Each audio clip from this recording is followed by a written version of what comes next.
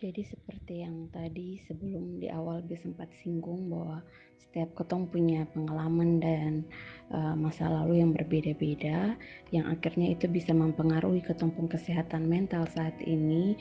Jadi untuk beta pribadi sendiri, beta menganalisa dan menggali beta diri, pemicu kenapa banyak ada hal-hal atau ada gejala-gejala kesehatan mental yang kadang suka muncul di dalam beta diri dalam masalah apapun, tidak hanya soal beasiswa saja, yaitu karena beta punya ini satu tipe kepribadian, yaitu ini perfeksionis.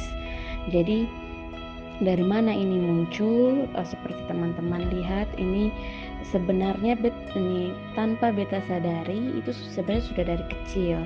Di waktu masih awal-awal kuliah psikologi S1 tuh belum belajar terlalu dalam, dianggap itu biasa. Apalagi beta ini punya teman yang begitu juga, dan teman yang begitu juga tidak sedikit, ada banyak. Jadi semakin kayak diyakinkan bahwa oh ini jadi perfeksionis tuh keren, bagus gitu. Malahan akhirnya kan ada hasil atau ada pencapaian yang beta bisa lakukan, hasilkan dari beta punya kepribadian seperti itu. Jadi itu membuat kepribadian ini nih uh, makin menguat di dalam beta sendiri gitu. Jadi uh, apa ya, itu sudah ternyata setelah beta belajar makin tambah lama, beta jadi tahu bahwa sebenarnya itu sudah dari sejak kecil itu ada, dan itu muncul dari karena kita terbiasa dengan lingkungan yang sering mengkritik gitu ya. Kita buat baik ataupun tidak baik, semua dikritik. Akhirnya makin lama-lama terbiasa, akhirnya kita jadi autokritik ke diri kita sendiri juga. Jadi orang lain tidak mengkritik kita, tapi kita yang sudah terlanjur terlebih dahulu mengkritik diri kita. Nah itu ini pemicu yang dari kecil tuh seperti itu. Lalu selain itu dalam proses studi dari kecil sampai dewasa, itu juga karena adanya budaya kompetisi yang beta rasa itu tidak sehat, plus ditambah gengsi yang tinggi. Jadi memang beta merasa itu satu paket dengan perfeksionis ya. Jadi karena kita tuh mau kelihatan perfect, bagus, keren, maka gengsinya tuh pasti tinggi. Nah karena gengsinya itu sudah terlanjur tinggi, itu kan kadang nanti ada apa ya, efek-efek yang akan muncul, nanti akan beta bahas lebih lanjut sebentar gitu. Tapi beta mulai menyadari itu perubahannya dan mulai merasa bahwa ini kayaknya ada yang salah dengan beta pun diri, dan ini jadi mengganggu beta, jadi kayak tidak tenang, jadi kayak apa ya, kayak sonde bahagia gitu untuk hal-hal yang kecil dan sederhana. Akhirnya beta ini menganalisa beta pun diri sendiri, dan itu beta mulai sadari itu pas S2. Jadi pas S2 itu setelah beta sadar, maka ini ada pola pikir yang mulai beta rubah gitu. Jadi dilakukan secara sadar, ini pun pasti dengan dukungan daripada teman-teman dan juga dosen selama kuliah. Jadi berproses begitulah. Jadi di situ beta mulai menyadari bahwa yang penting itu berguna, yang penting itu setiap ilmu yang beta pelajari itu tuh bermanfaat, bukan yang penting oh ini jadi IPK yang paling tinggi gitu, atau bukan yang penting angka yang paling tinggi, bukan itu. Tapi yang penting setiap kita itu punya keunikan tersendiri dan punya kegunaannya bagi sekitar kita pun juga sendiri-sendiri, masing-masing beda-beda. Nah itu beta belajar menerima itu ketika waktu S2. Apalagi pas S2 itu memang kenapa jadi titik berubahnya pas di situ, karena persaingannya makin ketat ketika studi S2 itu, jadi makin tambah menekan. Nah, persaingan makin menekan, beta diri sendiri pun juga makin menekan beta. Akhirnya ya gitulah, itu jadi titik untuk berubah. Jadi beta merasa bahwa perfeksionis ini cuman beta pun pagar tembok aja untuk mau melindungi beta pun segala kelemahan dan kekurangan itu. Jadi idealnya beta mulai belajar untuk menggantikan. Jadi daripada berpikir untuk buat segala sesuatu itu harus perfect, sempurna, lebih baik itu yang penting ada progres. Sekecil apapun yang penting ada progres, maka ini ya kita harus syukuri, harus hargai, harus senang, harus bahagia. Lalu tahapan atau tips-tips dari beta pribadi, langkah awal biar ketong tuh bisa jadi lebih sehat mentalnya, terlepas apapun jenis gangguan kita masing-masing, itu yaitu pengakuan. Jadi seperti yang kayak beta sudah lakukan saat ini, ataupun dari proses beta studi S2 itu beta sudah mengakui ke beta diri sendiri bahwa beta ini perfeksionis dan sepertinya ini nih bermasalah dan ini mengganggu dengan beta pun diri sendiri gitu. Jadi pengakuan bisa ke diri kita sendiri untuk tahap awalnya. Kalau memang kita sudah jadi lebih kuat, lebih siap, kita mau berbagi untuk supaya bisa berbagi ke orang yang kita percayai, orang yang terdekat, ataupun mungkin profesional seperti psikolog, konselor, dan lain sebagainya, supaya kita makin dibimbing untuk betul-betul ada pemulihan gitu. Dan intinya dalam proses pengakuan itu kita jangan pernah malu begitu, jangan pernah malu bahwa nih sebenarnya kita semua tuh lemah, kita punya sisi lemah, kita punya sisi kurangnya, dan tidak masalah kalau kita mengakui itu gitu. Jadi beta dengan mengakui itu justru beta ini berusaha untuk menghancurkan tembok perfeksionis yang beta sudah terlanjur bentuk rapi, susun rapi selama bertahun-tahun itu. Oke, kita lanjut soal perfeksionis tadi itu ya. Efeknya apa ke diri kita secara spesifik ketika berburu beasiswa atau kita hendak mau studi lanjut baik di dalam negeri ataupun luar negeri, ya baik beasiswa ataupun apapun bebas. Nah, efeknya dari perfeksionis itu yang beta rasa, dan ini juga sebenarnya dari teori, hasil penelitian juga membuktikan, dan beta mengecek ke diri beta sendiri pun memang benar itu yang muncul. Yang pertama itu jadi takut gagal. Jadi satu kegagalan itu anggap kayak sudah kayak dunia runtuh begitu ya, takut mencoba, takut ambil risiko, bahkan sangat membenci kalau ada satu kesalahan terjadi atau menyembunyikan ada kesalahan yang terjadi. Selain itu, perfeksionis ini bukan cuma hanya muncul dari perilaku yang kayak seperti tadi, tapi juga sebenarnya ini akarnya itu tuh di pikiran. Jadi kita berpikir bahwa sekali gagal maka itu sesuatu yang permanen, tidak bisa dirubah lagi. Maka akhirnya akan membuat kita stagnan, berhenti di situ dan tidak bisa maju lagi. Terus kita cenderung untuk, kita punya pemikiran bahwa orang-orang perfeksionis ya, punya pemikiran bahwa kita sangat memperhatikan apa yang orang lain bilang. Jadi kalau ada orang lain atau lingkungan sekitar komentar sedikit saja, tidak bagus apa segala macam, itu kita akan langsung dengan sangat mudahnya terganggu. Nah, jika mental seperti ini terus kita pertahankan dalam diri, dan beta juga merasa kalau ini ada terus dalam diri beta, ini akan sangat berbahaya gitu. Memang tidak sepenuhnya perfeksionis ini hilang 100%. Memang dia masih ada dalam diri, walaupun beta sudah sadari, beta sudah akui, tapi dengan beta menyadari bahwa oh ini dia ada, beta jadi lebih aware gitu. Oh ini dia nanti bisa muncul nih, jadi beta harus buat apa. Nah, jadi ketika dalam proses studi, apalagi di luar negeri, kita ini berhadapan dengan orang yang sangat berbeda, beragam dari berbagai negara, dan mungkin kita lihat, wow dia kok bisa begini, dia bisa begitu, kok saya yang tertinggal sendiri apa segala macam. Kalau beta lihat banyak teman-teman yang studi di luar negeri, bahkan Nadira yang di Harvard saja tuh dia juga sempat merasakan poin ini, poin pertama, di mana dia merasakan kayak paling bodoh gitu, paling jelek sendiri atau paling tidak tahu sendiri. Jadi ini hal yang sebenarnya lumrah banyak dialami dan dirasakan oleh kita pejuang beasiswa ataupun para scholars yang studi di luar negeri dimanapun. Dan ini pun juga beta rasakan gitu.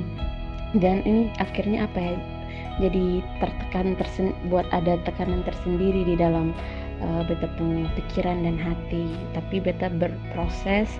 Jadi memang peperangan itu sebenarnya bukan dengan orang lain ya, tapi dengan diri sendiri itu lebih susah. Jadi betul-betul berdamai dengan sendiri, akhirnya beta mulai munculkan, beta gantikan dengan pemikiran-pemikiran yang lebih positif gitu ya. Kayak beta bilang, ya sudah, tidak apa-apa kalau misalnya beta dianggap bodoh dalam poin mana begitu ya. Jadi bukan berarti dalam semua hal beta bodoh, tapi mungkin ada hal yang beta lebih bisa tapi dong sonda bisa. Terus istilahnya kita humble begitu, kita humble, beta mengosongkan gelas pengetahuan beta begitu untuk bisa lebih menyerap dan bisa belajar lebih banyak. Jadi yang perlu kita lakukan supaya perasaan merasa bodoh itu tidak terus menghantui pikiran kita dan menguasai pikiran kita, yang harus kita tanamkan, tidak masalah atau tidak usah malu untuk mengatakan bahwa saya tidak tahu. Jadi kalau ada orang bertanya dan itu memang kita tidak tahu, kita bilang kita tidak tahu dan kita bertanya. Jadi kita bisa ini pendekatan ke dosen, ke asistennya, atau ke teman kita yang kita rasa dia bisa menjelaskan, kita tanya, terus ini gimana ya gitu. Jadi jangan malu untuk mengakui kalau kita tuh tidak bisa atau tidak menguasai sesuatu hal begitu, karena nanti bisa memicu seperti ada depresi, ada kecemasan, dan gejala-gejala gangguan kesehatan mental lainnya. Kalau itu bisa muncul kalau kita tidak berani mengakui bahwa kita tuh sedang dalam posisi yang lemah gitu. Dan biasanya nih kalau di kampus-kampus di luar negeri banyak kan mereka sediakan ada layanan-layanan konseling gratis, itu bisa kita pakai. Jadi tidak apa-apa kita mengakui itu. Dan yang penting boleh kita ambil waktu untuk diri kita sendiri merenung, tapi jangan terlalu lama menyendiri, keluar dan berbagi cerita kepada siapapun yang kita percaya, dan kita minta bantuan. Jangan malu untuk minta bantuan, minta tolong, aduh tolong beta dong, bisa mengerti ini nih. Nah, jadi kalau orang yang perfeksionis biasanya kan gengsi ya, gengsi tinggi sekali, jadi mau minta tolong tuh juga wow, itu tuh sesuatu tersendiri, susah gitu untuk keluarkan kata-kata itu. Nah, itu yang memang harus kita berjuang untuk berani berbicara sisi-sisi ketidaktahuan kita. Nah, poin keduanya itu biasanya orang perfeksionis sangat suka mengontrol segala sesuatu. Semua hal maunya dikontrol, tidak boleh ada satu yang miss, tidak boleh ada satu yang salah. Nah, ini juga berbahaya. Ini sangat berbahaya ketika nanti kita studi gitu ya, karena kita harus siap dengan segala resiko, dengan segala kemungkinan bahwa akan ada banyak hal terjadi di luar yang kita pikirkan, kita ekspektasikan, seperti yang kayak beta rasakan sekarang. Beta juga kaget kenapa bisa dapat di Rusia begitu, padahal kan pilihannya kan dua ya, ini di Belgia sama di Rusia. Tapi setelah beta analisa, oh iya memang karena ini poin bahasa Inggris beta kan memang cukup, masih kategori cukup. Itu waktu itu tes TOEFL IBT itu beta poinnya 65.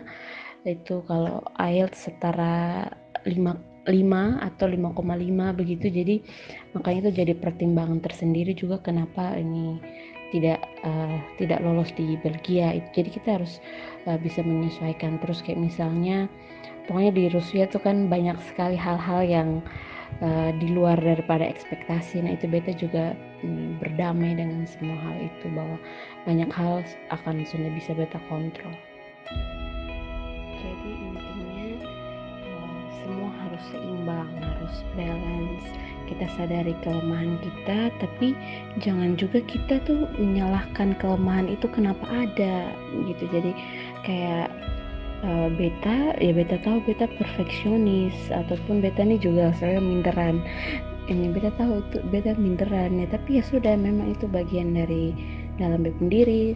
Kalau dia lagi tiba-tiba mau muncul ya sudah, oke, beta cukup sadar, aware aja, oh dia lagi muncul, ya udah biarin gitu. Tapi ini imbangi juga dengan kelebihan kita apa. gitu. Jadi berdamai dengan kelemahan, tapi jangan lupa kelebihan kita itu juga harus kita optimalkan, kita kembangkan semaksimal mungkin, sebaik mungkin yang memang kita bisa. Nah, untuk cara bisa berdamai dengan kelemahan ini ya butuh waktu lama ya. Beta juga butuh waktu lama, tapi sesekali kita bisa berefleksi ke diri kita sendiri, kita tanya ke diri kita, kayak misalnya kadang kalau kita suka menunda atau kita ini pemalas atau kayak beta minderan atau segala macam, kita tanya apa pemicunya sih sampai kita bisa begitu. Oh, ada masalah apa yang dulu pernah memicu itu. Kita sadari saja, kita sadari, kita akui, dan sudah selesai. Tidak harus kita kita sembunyikan, kita hilangkan jejaknya. Itu tidak boleh. Justru itu membuat kesehatan mental kita tuh justru nanti lebih terganggu kestabilannya. Dan berkaitan dengan kelebihan, kita pun juga jangan terlalu over gitu dengan kelebihan. Ada istilah namanya toxic positivity. Jadi kita terlalu fokus saja dengan hal-hal positif, dengan hal-hal baik dalam diri kita, dan akhirnya kita melupakan dan menolak bahwa kita juga punya sisi-sisi lemah, kita punya sisi-sisi negatif, kita punya emosi negatif. Jadi tadi balance itu ini penting sekali. Jadi kita ini menghargai dan menyadari bahwa kita punya kelebihan dan kita punya kelemahan gitu. Nah, nanti kalau ada yang tertarik, beta akan bagikan linknya. Ada satu tes kepribadian gratis. Memang tes ini khusus dan spesifik hanya mengukur kelebihan saja. Jadi ini beta sharing, ini hasil tes beta. Ini ada 10 karakter yang unggul. Pertama itu spiritual, judgment, ini, dan selanjutnya ini. Jadi kelebihan beta ini yang justru akan nanti mengimbangi beta pun kelemahan. Misalnya ini yang paling nomor 1 beta pun kelebihan itu spirituality. Jadi yang bisa angkat beta dari beta pun keminderan itu hanya spirituality gitu. Yang bisa angkat dari beta juga sebenarnya pemalas dan suka menunda-nunda ya. Itu ini beta punya ini kelebihan love of learning. Jadi memang beta punya kesukaan untuk belajar, ini cari tahu apapun, kepo apapun, ya suka baca kayak begitu. Jadi itu mengangkat beta punya kelemahan. Jadi sebenarnya Tuhan tuh ciptakan ketong tuh dengan sangat-sangat luar biasa imbang gitu, asalkan ketong sadari itu dan ketong memanfaatkan itu dengan baik. Lalu misalnya beta posisi perfeksionis itu kan juga punya efek-efek kayak tadi, misalnya jadi takut ambil risiko dan lain sebagainya, takut mencoba dan lain-lain. Tapi bersyukurnya beta punya kelebihan gratitude. Jadi beta akan bisa belajar mensyukuri setiap apapun itu, baik negatif ataupun positif, kegagalan ataupun tidak.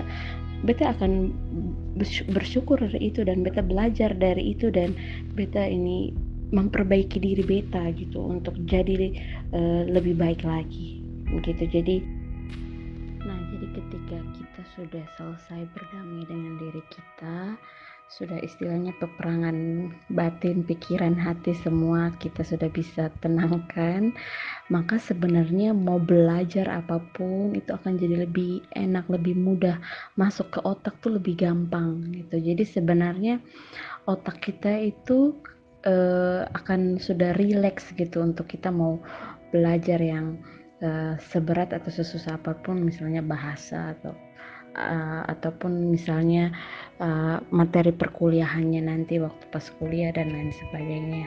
Jadi setelah tadi beta sudah berdamai, beta pastikan bahwa beta akan belajar bahasa Inggris, atau beta akan belajar bahasa Rusia, atau beta akan belajar cicil-cicil membaca materi-materi kuliah itu dengan senang, dengan nyaman. Memang karena beta pribadi senang, beta suka, bukan karena untuk beta mau kasih tunjuk ke orang bahwa lihat nih beta bisa, beta jago.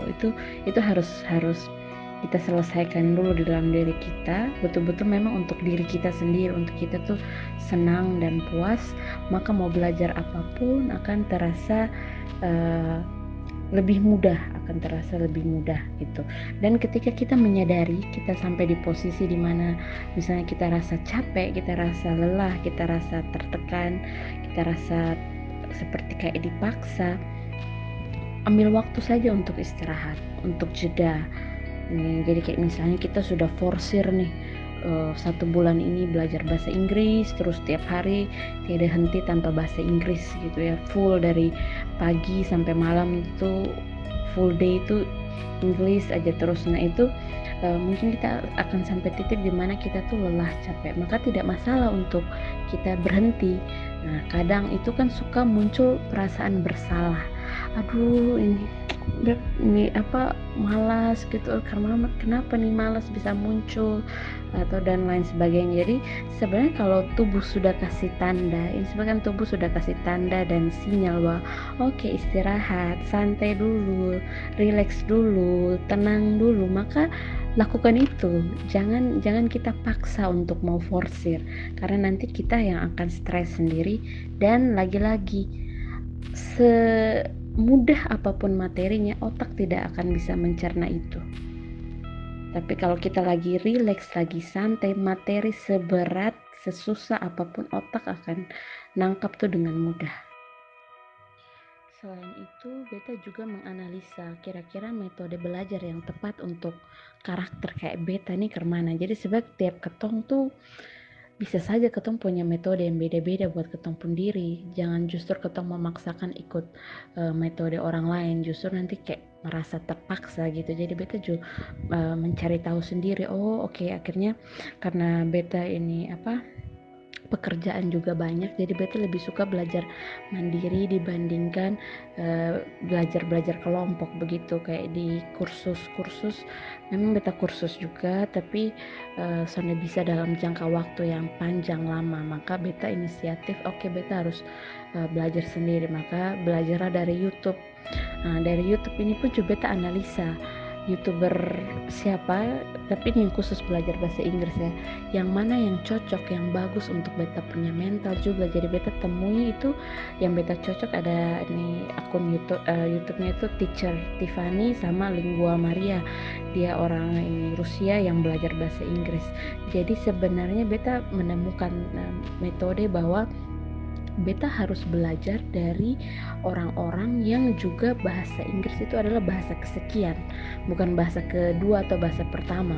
Karena kalau bahasa beta langsung paksa untuk belajar dari orang yang memang native, maka jaraknya akan jauh sekali dan beta akan makin merasa beta karena beta ini rendah sekali, beta sudah bisa, makin rasa tertekan. Jadi biar ada kedekatan, beta memilih belajar dari orang-orang yang dong menganggap bahasa Inggris itu adalah bahasa ketiganya, bahasa keempatnya, sama seperti kayak kita. Sebab kita Indonesia tuh bahasa Inggris bukan bahasa kedua, karena kan kita ada bahasa daerah juga yang kita tahu itu lebih duluan dibandingkan nanti kita ada bahasa daerah, ada bahasa Indonesia, mungkin ada bahasa daerah ada berapa, maka bahasa Inggris jadilah bahasa yang kesekian, bisa jadi bahasa keempat, kelima, maka teknik dan metodenya beta merasa itu harus berbeda. Jadi itu beta belajar dari orang-orang yang juga sama kayak beta.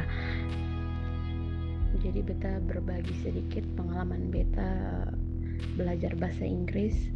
Beta juga pernah ada di saat atau di masa, di momen dimana beta bosan suka belajar lah itu bahasa Inggris, beta suka lihat lah ini mau baca itu, apalagi lihat soal-soal TOEFL dan teman-temannya itu beta suka lihat. Jadi itu namanya burnout ya, pernah sampai di posisi itu. Dan memang beta ini sudah ketinggal tidak ini tidak beta ini paksa, beta menghindar, beta belajar lain dulu, atau ini belajar yang gampang-gampang, yang mudah-mudah saja begitu. Jadi beta sempat kursus les dengan Miss Nita di Smart Learning Center.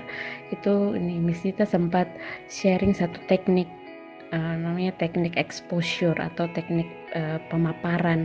Sebenarnya teknik ini kenapa beta bisa ingat sekali, karena sebenarnya teknik ini pun ternyata dipakai di psikologi juga ketika kita mau terapi klien dengan gangguan apapun, tapi kebanyakan klien dengan kasus fobia, takut gitu. Jadi apa yang kita takuti itu sebenarnya jangan justru dijauhi gitu. Jadi memang ada saatnya untuk istirahat, tapi setelah sudah istirahat, oke, kembali lagi gitu. Jangan pergi menghindar, lari dan menghilang di telan bumi gitu. Tapi kita mulai tanamkan hal-hal positif di pikiran kita. Oke, kita mulai dari yang gampang lagi, yang sederhana. Yang penting ini prinsipnya kan, yang penting progres tadi ya, bukan perfect ya. Yang penting ada progres sedikit saja, itu sudah lumayan. Kita sudah harus apresiasi diri kita sendiri. Jadi teknik exposure itu sudah, yang penting satu hari beta nonton satu acara TV yang berbahasa Inggris full dengan subtitle Inggris, oke, itu sudah cukup. Beta bisa belajar banyak dari situ. Atau misalnya beta kan suka Nat Geo ya, jadi yang traveling, yang makan, yang people, yang soal binatang, anjing, itu beta suka nonton. Jadi sudah berfokus ke situ yang beta suka, ataupun yang berkaitan dengan psikologi bidang. Jadi beta ini membaca bahasa Inggrisnya itu, belajar bahasa Inggrisnya ke hal-hal yang beta ini minati itu. Jadi tiap hari walaupun cuma satu itu dipaparkan terus, tapi sambil kita apresiasi diri kita, wih lumayan bina hari beta sudah belajar nih banyak nih, beta dapat vocab baru apa ini nih gitu.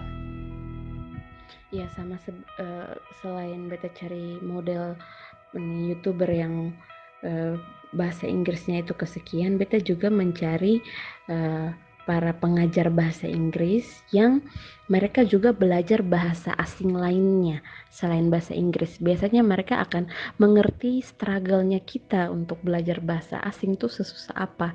Jadi mereka akan bisa berbagi tips-tips yang akan lebih cocok dengan kita. Nah, jadi karena beta sudah memilih akun-akun yang tepat untuk beta belajar, itu jadi poin plus ketika beta ini mau tes TOEFL IBT. Tes TOEFL IBT itu menurut beta pribadi itu campuran kayak tes TOEFL ITP dan IELTS. Jadi dan itu dengan komputer dan internet. Jadi kita speaking, kita writing itu di timer dan dengan komputer. Nah kalau IELTS kan kita masih bertemu dengan orang kan, orang dengan orang. Jadi kadang ada kita susah menjelaskan apa gitu, mereka tuh masih paham gitu. Mereka masih bisa kasih jeda waktu sedikit. Tapi kalau ini berhadapan dengan komputer, maka wah, ada kesulitan dan tantangan tersendiri. Tapi ketika beta sudah ketemu metode belajar yang tepat, beta bisa menyesuaikan dengan waktu tes ini pertama kali beta tes, tapi nilainya juga langsung sudah sampai kategori cukup gitulah, tidak terlalu rendah gitu. Dan teknik ini juga akhirnya beta pakai untuk beta ini belajar bahasa Rusia secara otodidak. Itu nanti beta akan punya video sharing juga soal bahasa Rusia tersendiri. Kalau misalnya ada yang tertarik, beta bagikan linknya. Jadi sebenarnya belajar beta juga tanamkan di beta otak, di beta pemikiran, bahwa belajar bahasa asing tidak harus bahasa Inggris saja. Nah, bahasa Rusia, bahasa Inggris atau lebih dari satu bahasa asing itu sebenarnya baik dan bagus untuk otak beta. Memang itu sudah hasil penelitian, jadi beta tanamkan itu di dalam beta otak. Jadi ketika beta belajar bahasa, beta rasa senang, berasa happy, berasa puas. Jadi ini kita supaya mental kita pun juga tidak yang terlalu sangat terbeban, lelah. Kita harus tahu apa makna daripada kita melakukan sesuatu. Misalnya, oke, saya mau studi di luar negeri, lalu maknanya apa buat kita ataupun buat orang lain. Kita harus punya jawaban itu, karena jawaban itu yang akan menguatkan kita ketika nanti kita studi di luar negeri. Ketika kita mendapatkan kesulitan, kita mendapatkan tantangan, maka kita ingat lagi tentang jawaban kita itu. Jadi beta pribadi sendiri butuh bertahun-tahun untuk menemukan jawaban. Kenapa harus S3? Kenapa harus di luar negeri? Gitu, apalagi dengan beta pun kelemahan yang beta sempat singgung di awal, yang minderan apa segala macam. Tapi ketika beta sudah punya jawabannya, seperti yang beta bagikan di slide, bahwa beta ini ingin hadir sebagai problem solver, apalagi kalau beta kan juga meneliti ya, ini melihat banyak masalah, banyak fenomena yang ada tuh kayak masalah saja, terus solusinya tuh kayaknya kurang. Jadi dengan beta menyadari, dengan beta studi ini, sebenarnya cara Tuhan untuk mau meningkatkan atau mengupgrade diri beta supaya bisa berguna lebih lagi untuk tempat kerja, untuk daerah asal beta sendiri dan juga diri beta sendiri. Nah, itu jawaban itu cukup untuk menguatkan beta pribadi. Begitu. Terus dengan pastinya dukungan dari keluarga, lingkungan sekitar, pertemanan kita, dan juga spiritual itu sangat besar, sangat kuat untuk bisa mendukung kita, karena beta saja istilahnya baru mau menapaki itu sudah terlalu banyak tekanan-tekanan yang muncul. Kayak misalnya ada stigma-stigma yang yang mulai bermunculan, ini Deko ini udah S3, dia masih single, nanti gimana kan, jodoh apa segala macam gitulah, dan hal-hal lain. Belum lagi memang kesulitan studi S3 tuh memang benar-benar real gitu, tidak diada-adain. Kayak misalnya mahasiswa S3 itu memang lebih rentan untuk punya gangguan mental atau krisis identitas, ataupun kepercayaan dirinya tuh jadi menurun, dan itu memang sudah hasil penelitian. Dengan beta menyadari itu, dan beta juga menyadari bahwa beta punya kekuatan, dukungan dari keluarga, sosial dan juga spiritual, itu jadi menguatkan beta untuk siap. Oke, ini seberat apapun beta akan hadapi, beta akan jalani dengan kembali lagi dengan senang, dengan ini bahagia gitu. Terus kenapa harus keluar negeri, ini juga butuh waktu yang lama juga untuk menjawab, tapi yang pastinya karena beta tertarik mau mempelajari soal mental health, soal well-being, dan memang di luar negeri itu prakteknya memang sudah lebih maju, lebih bagus dibandingkan Indonesia. Makanya memang beta juga melirik itu, ini di luar negeri lebih baik gitu. Jadi supaya mental health kita pun juga dapat kita maintain gitu dengan baik, kita memang harus sadari betul bahwa kuliah dimanapun, di negara manapun, di kampus manapun, di luar negeri, baik pun di dalam negeri, sama juga, itu pasti ada enak dan ada tidak enaknya, dan itu tuh kita harus terima dua-dua itu dengan lapang dada gitu. Jadi supaya kita juga jalaninya juga tidak yang banyak mengeluh gitu. Jadi beta sudah menyadari bahwa kalau ini di Rusia itu juga ada keenakannya, karena memang mereka juga bahasa Inggris juga bahasa kesekian, jadi akhirnya mereka lebih memaklumkan kita juga kalau bahasa Inggris kita agak ya masih pas-pasan. Cuman memang tidak enaknya itu juga banyak, seperti misalnya ada image negatif soal negara Rusia kan, sering dibilang itu negara komunis apa segala macam. Jadi perkataan itu muncul tuh kan kadang suka kayak ngomong, kayak langkah kaki tuh kayak ini terhambat gitu. Ini iya atau tidak ya, betul begitu atau tidak ya. Nah, segala image negatif itu beta lawan dengan beta berkomunikasi, beta tanya dengan mahasiswa yang sudah di sana, yang sudah lulus dari sana juga, dan mereka cerita gitu. Jadi cerita mereka itu yang akhirnya menguatkan beta bahwa itu ternyata cuman image negatif aja, stigma saja begitu. Jadi penting sekali kita bergaul dengan lingkungan yang tepat. Jadi kita jangan mendengarkan orang yang memang tidak tahu negara Rusia, dia hanya tahu mungkin dari bacaan yang mungkin belum tentu juga kebenarannya, tapi kita harus cari tahu persis dari orang yang memang sudah betul-betul ada di sana gitu. Dan beta juga bersyukurnya karena kampus beta itu pun juga cukup open minded. Ini juga jadi salah satu semangat untuk ini ya menyenangkan lah begitu untuk kuliah di Rusia. Intinya ada banyak cara untuk biar kita tuh bisa kembali balance. Seperti ada kata-kata yang kita tulis di atas: bermain, berdoa, bekerja, belajar, tidur, dan cukup. Ada banyak cara. Tapi kalaupun misalnya balance itu tidak bisa kita capai, ya sudah, kita juga berdamai dengan itu. Yang penting kita tetap jaga hati kita tetap bahagia dan bersyukur dengan segala apapun yang kita kerjakan dan kita lakukan.